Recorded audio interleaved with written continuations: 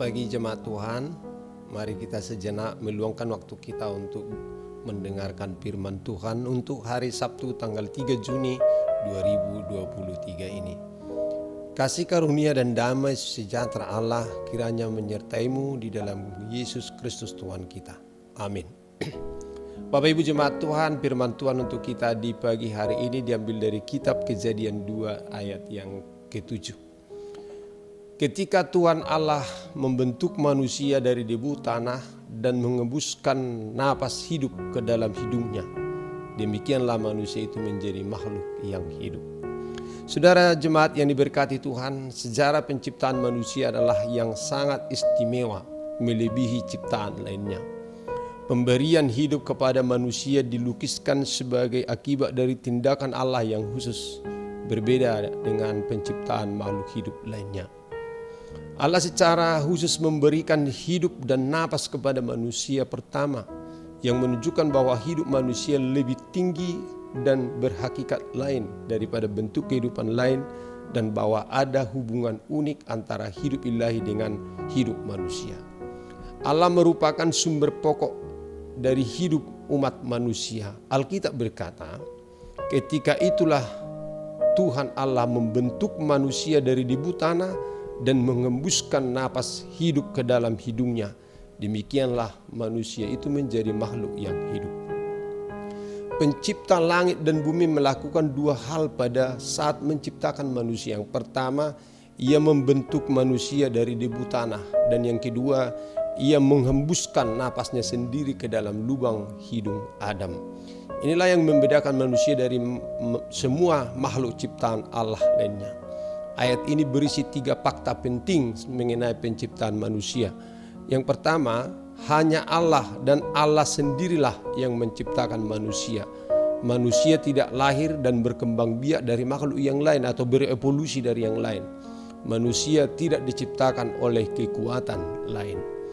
Kata membentuk merupakan terjemahan dari Ibrani yatsar yang berarti memberi bentuk atau membentuk. Penggunaan kata ini memunculkan gambaran seperti seorang tukang priuk atau potter yang memiliki kecerdasan dan kuasa yang membentuk karyanya. Allah adalah sang tukang priuk yang memiliki citra mengenai manusia di dalam pikirannya dan yang memiliki kuasa dan kecerdasan untuk menghidupkan citra itu. Allah itu maha tahu dan maha kuasa untuk melakukan apapun persis seperti yang Dia inginkan.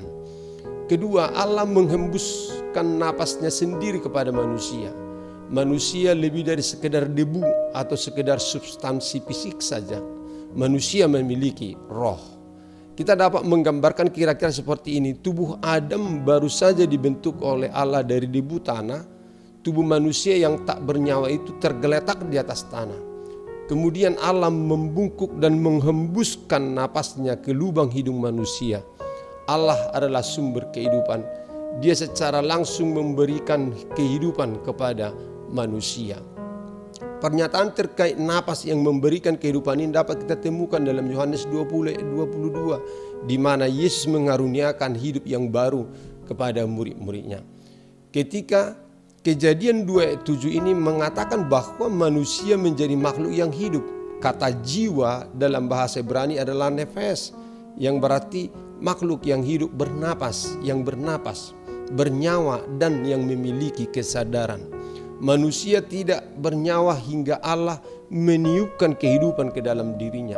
Sebagai makhluk fisik yang bernyawa, rasional dan spiritual, manusia adalah makhluk yang unik di antara semua makhluk hidup di atas bumi. Jadi, apa yang dimaksud dengan napas Allah? Napas Allah adalah kehidupan dan kuasa dari Allah yang diberikan kepada manusia untuk menghidupkannya. Kata Ibrani untuk roh adalah ruah, yang berarti angin, napas, udara, roh. Kehidupan Allah akan terus hidup, satu bagian abstrak dalam diri manusia yang dirancang untuk hidup selama-lamanya. Manusia tidak akan hidup tanpa napas dan roh Allah. Oleh sebab itu saudaraku, terimalah Roh Kudus Tuhan, itulah yang membuatmu hidup. Amin. Mari kita berdoa. Terima kasih Allah atas segala karunia yang Tuhan limpahkan dalam kehidupan kami. Engkau telah memberikan napas kehidupan kepada kami hingga pada saat ini. Napas yang Tuhan berikan kepada kami sehingga kami memiliki jiwa.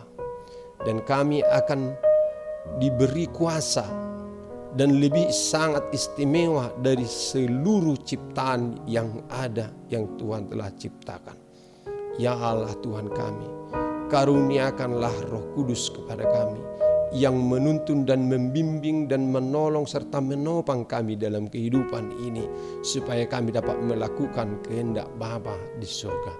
Dalam Yesus Kristus Tuhan Juru Selamat kami yang hidup.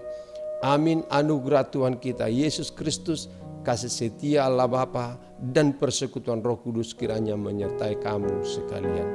Amin. Selamat pagi, selamat beraktivitas. Tuhan Yesus memberkati. Horas.